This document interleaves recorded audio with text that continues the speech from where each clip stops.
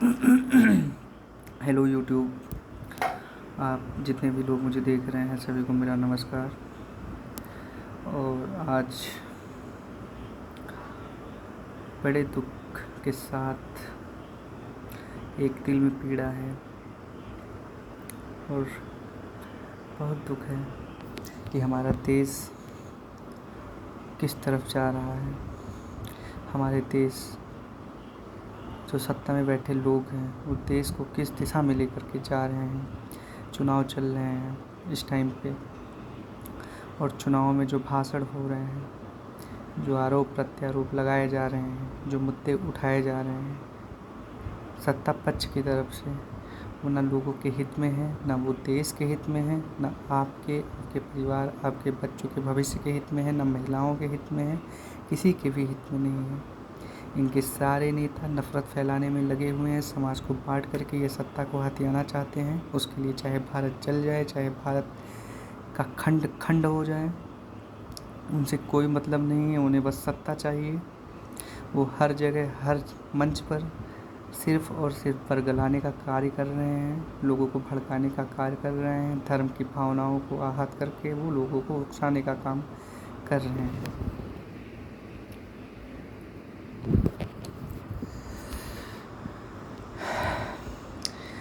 जितने भी लोग ये वीडियो देख रहे हैं, मैं चाहूँगा आप ये वीडियो पूरा देखें और एक बात को समझें। धर्म सबका निजी मामला होता है और ये देश बहुसंख्यक समाज, इस देश में बहुसंख्यक समाज हिंदू हैं, इस बात को कोई नहीं टाल सकता। और ये लोग कहते हैं हिंदू खतरे में है। कोई हिंदू खतरे में नहीं है और ना कोई नेता आपको बचा सकता है। अगर ये कह रहे हैं कि हमको वोट दीजिए, हम हिंदुत्व की रक्षा करेंगे, तो हिंदुत्व की रक्षा इनके करने से नहीं होगी। इनकी शक्ति ही है हमारे आपके पीछे, इनके पीछे, इनके समर्थन में खड़े रहने से इनकी शक्ति बढ़ती है। हम जिस तरफ जिसके समर्थन में खड़े हो जाएंगे उसकी शक्ति बढ़ जाएगी।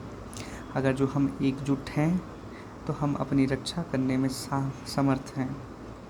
भारत का हर सनातनी, भारत का हर हिंदू एकजुट है।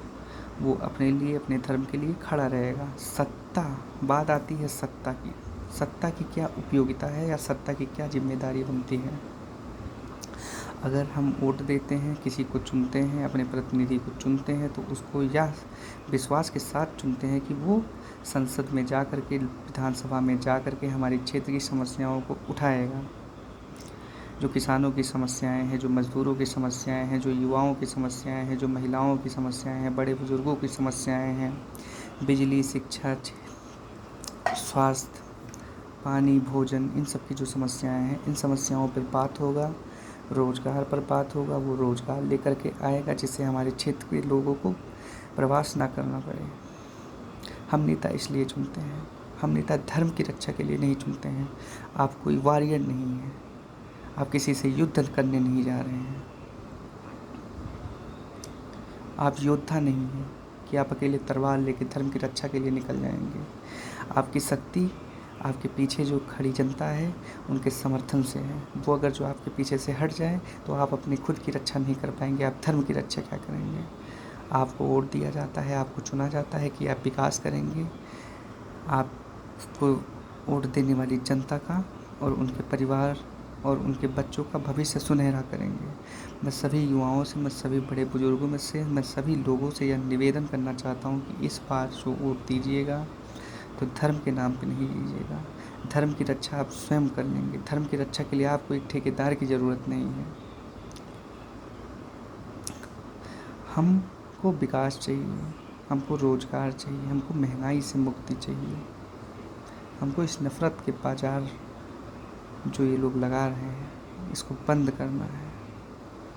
क्योंकि किसी भी देश में दो समुदायों को अगर लड़ाया जाएगा तो किसी और का नहीं, देश का ही नुकसान होगा, देश की जनता का ही नुकसान होगा। इस बात को समझने की ज़रूरत है। सत्ता के लिए ये लोग इतने नीचे गिर गए हैं कि कुछ भी अनाप शनाप बोले जा रहे हैं, किसी पर भी आरोप लगाए जा रहे हैं, बेबुनियाद आरोप ये लोग मढ़ देते हैं। और फिर इनके पाले हुए मीडिया लोग, एंकर लोग उस बेबुनियाद आरोपों को हवा दे करके आप तक पहुंचाते हैं और आपको ये बेबुनियाद आरोप सच लगने लगता है।